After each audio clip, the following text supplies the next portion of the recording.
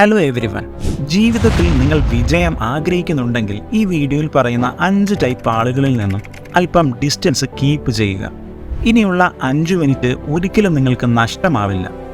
ചില പാട്ടുകൾ കേട്ടാൽ നമുക്കൊരു മോട്ടിവേഷണൽ എനർജി ഫീൽ ചെയ്യാറില്ലേ? അതുപോലെ മറ്റ് ചില പാട്ടുകൾ കേട്ടാൽ നെഗറ്റീവ് എനർജിയും. നമ്മുടെ ഓരോ ദിവസവും ഏതാണ്ട് ഇതുപോലെ തന്നെയാണ്.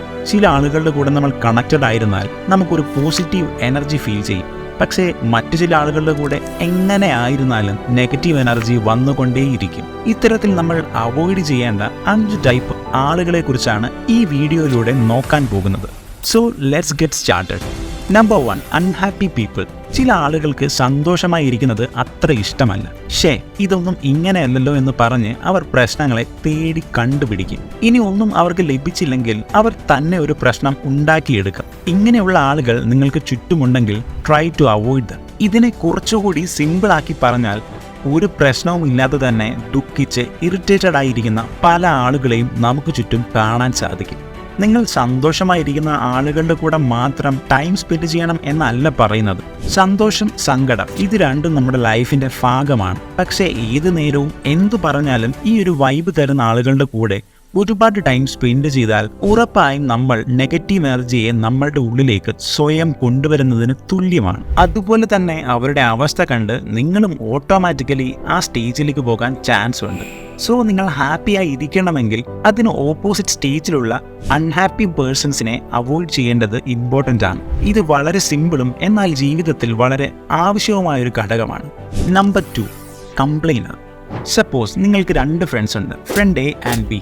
ഇതിൽ ഫ്രണ്ട് എ എപ്പോഴും ഏതവസ്ഥയിലും കുറവുകൾ അല്ലെങ്കിൽ കുറ്റം മാത്രം പറഞ്ഞുകൊണ്ടിരിക്കും. കുറ്റം പറയുന്നത് ഫ്രണ്ട് എയുടെ ലൈഫിൻ്റെ ഒരു പാർട്ടായി മാറിയിട്ടുണ്ടാകും. സാധാരണ ഒരു ക്ലൈമറ്റ് ചേഞ്ച് മുതൽ ഫുഡ് വരെയും, പഠിക്കുന്നത് മുതൽ ജോലിയിൽ വരെയും, രാവിലെ എഴുന്നേൽക്കുന്നത് മുതൽ രാത്രി ഉറങ്ങുന്നത് വരെയും കംപ്ലൈൻറ്റ്സ് കണ്ടുപിടിച്ച് അത് തന്നെ പറഞ്ഞുകൊണ്ടിരിക്കും. അതേസമയം ഫ്രണ്ട് ബി ഒരു positive and solution type of person ആണ്.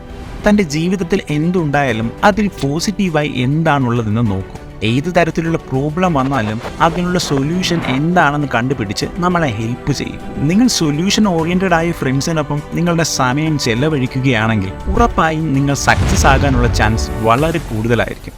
കാരണം നിങ്ങൾ ഹിസ്റ്ററി നോക്കുകയാണെങ്കിൽ ഏതൊരു സക്സസ്ഫുൾ പേഴ്സണും ഒരു പ്രശ്നം എങ്ങനെ പരിഹരിക്കാമെന്നാണ് നോക്കിയിട്ടുള്ളത്. അതുകൊണ്ട് തന്നെയാണ് അങ്ങനെയുള്ള ആളുകൾക്ക് ഒരു യുണീക്ക് പ്രോഡക്റ്റും അതിനുള്ള സർവീസും നൽകാൻ സാധിച്ചത്. സോ കംപ്ലൈൻറ്റുകൾ പറയുന്നത് കുറയ്ക്കുക, അങ്ങനെയുള്ള ആളുകളിൽ നിന്നും അകന്നിരിക്കുക.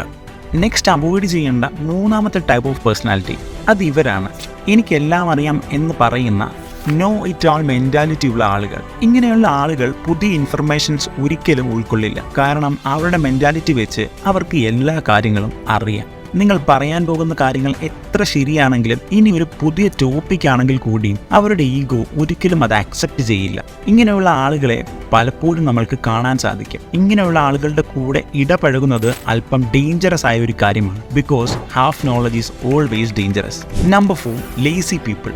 ഇവർ വലിയ വലിയ കാര്യങ്ങളൊക്കെ പറയും, പക്ഷേ എന്തെങ്കിലും ചെയ്യേണ്ട അല്ലെങ്കിൽ റിയൽ ആക്ഷൻ എടുക്കേണ്ട സമയം വരുമ്പോൾ പറഞ്ഞ കാര്യങ്ങളിൽ നിന്നൊക്കെ വ്യത്യസ്തമായി ഒതുങ്ങി മാറി നിൽക്കും. നമ്മുടെ friends group, family, relatives, colleagues ഇവിടെയെല്ലാം നമുക്ക് ഇങ്ങനെയുള്ള ആളുകളെ കാണാൻ സാധിക്കും. ലേസിയായ ആളുകൾ വളരെയധികം പ്രൊക്രാസ്റ്റിനേറ്റ് ചെയ്യും. ഏത് തരത്തിലുള്ള വർക്കാണെങ്കിലും അത് പെട്ടെന്ന് ചെയ്തു തീർക്കാൻ ഇവർ വളരെയധികം കഷ്ടപ്പെടും. ഉള്ള വർക്കുകൾ നീട്ടിവെക്കുകയും ചെയ്യും. സ്റ്റഡീസ് മുതൽ ബിസിനസ് വരെ അവർക്ക് പല കാര്യങ്ങൾ ചെയ്യാനുണ്ടാകും. പക്ഷേ ഇരിക്കുന്നിടം വിട്ട് എഴുന്നേൽക്കാൻ കൂടി അവർക്ക് മടിയായിരിക്കും. ഒരു പരിധിവരെ ലേസിനെസ് ഒരു രോഗമാണ്. അത് പതിയെ പതിയെ നമുക്ക് നമ്മളോടുള്ള സെൽഫ് റെസ്പെക്റ്റിനെ തന്നെ ഇല്ലാതാക്കും. സോ ലേസിയായി നിങ്ങൾക്ക് ഫീൽ ചെയ്യുന്നുണ്ടെങ്കിൽ try to avoid the laziness. Lazy ആയിട്ടുള്ള ആളുകളോടൊപ്പം ടൈം സ്പെൻഡ് ചെയ്യുന്നത് അവോയ്ഡ് ചെയ്യുക. ഏത് തരത്തിലുള്ള പ്രോബ്ലംസ് വന്നാലും അതിനൊരു ആക്ഷൻ എടുത്ത് വർക്ക് ചെയ്യാൻ നമ്മളുടെ ബ്രെയിൻ എപ്പോഴും നമുക്ക് തടസ്സങ്ങൾ തരികയും ആ പ്രോബ്ലംസിനെ അവോയ്ഡ് ചെയ്യുകയും ചെയ്യും. ഇത് നമുക്ക് വളരെ കഷ്ടമായി തന്നെ ഫീൽ ചെയ്യും. സത്യത്തിൽ ലേസിനെസ് എന്ന സ്റ്റേജിൽ നമ്മളുടെ ബ്രെയിൻ വളരെ കംഫർട്ടബിൾ ആയാണ് ഫീൽ ചെയ്യുന്നത്. ഈ ടൈമിൽ ഒരു സൈഡിൽ മാറിയിരുന്ന് ആലോചിച്ചു കൊണ്ടിരിക്കാനും അത് ചിന്തിച്ച് കിടക്കുന്നതും നമ്മുടെ ബ്രെയിനിന് വളരെ ഇഷ്ടപ്പെട്ട കാര്യമാണ്. ഈ ഒരു കംഫർട്ട് സോൺ നിങ്ങളെ ഒരു കാര്യവും ചെയ്യാൻ അനുവദിക്കാതെ ഒരു ഡേഞ്ചറസ് സിറ്റുവേഷനിലേക്ക് കൊണ്ടെത്തിക്കും.